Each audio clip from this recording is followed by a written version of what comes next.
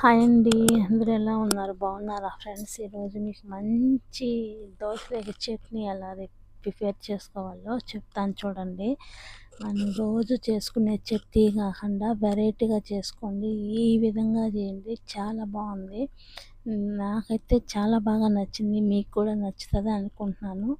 మీరు కూడా ఇలా ఒకసారి ట్రై చేసి చూడండి. కొబ్బరి లేకుండా, శనగకాయ పప్పులు లేకుండా ఓన్లీ మంచి పప్పులతోనే ఎలా చేసుకోవాలో మీకు చూపిస్తాను. చూద్దాం రండి. చూడండి, ఇలా కొంచెం నూనె వేసుకొని, ఒట్టిమిరపకాయలు వేసుకొని, ఒట్టిమిరపకాయలు కొంచెం జీలకర్ర వేసుకొని, జీలకర్ర ఒట్టిమిరపకాయలు కొంచెం ఫ్రై అయ్యాక కరివేపాకు, తెల్లవాయి, అల్లం 2 ముక్కలు వేసుకొని బాగా ఫ్రై చేసుకోవాలన్నమాట. బాగా ఫ్రై చేసుకున్న తర్వాత కొంచెం చింతపండు వేయాలి. చింతపండు కూడా కొద్దిసేపు ఫ్రై చేసుకొని చల్లారి పెట్టుకొని మిక్సీ కొట్టుకోవాలన్నమాట. చూడండి, ఇలా బాగా ఫ్రై చేసుకొని వేయించుకొని పక్కన పెట్టుకొని చల్లారి పెట్టుకోవాలి.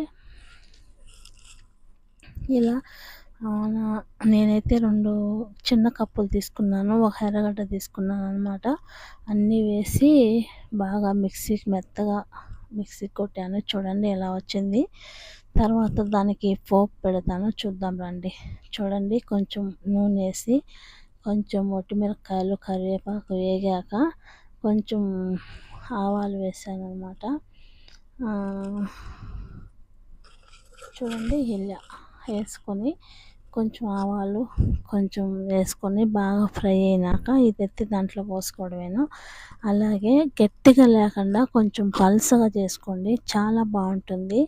ఇలా ఒకసారి మీరు కూడా ట్రై చేసి చూడండి. చాలా టేస్టీగా వచ్చింది, చాలా బాగా వచ్చిందనమాట. నాకైతే భలే నచ్చింది. మీకు కూడా నచ్చుతుందని అనుకుంటున్నాను. ఇలా వేగిన తర్వాత కొంచెం కొత్తిమీర కూడా వేయండి.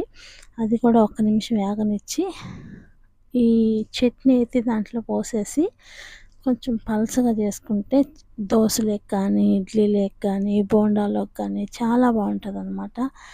చూసేదానికి కలర్ఫుల్గా చాలా బాగా ఉన్నది.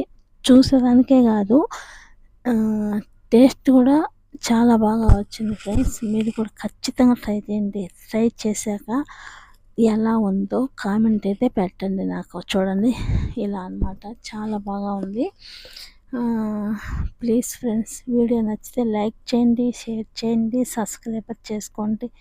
ప్లీజ్ సపోర్ట్ మీ ఫ్రెండ్స్, ఓకేనా? నా వీడియోలు నచ్చితే మాత్రం ఖచ్చితంగా లైక్ చేయండి. Okay, bye friends.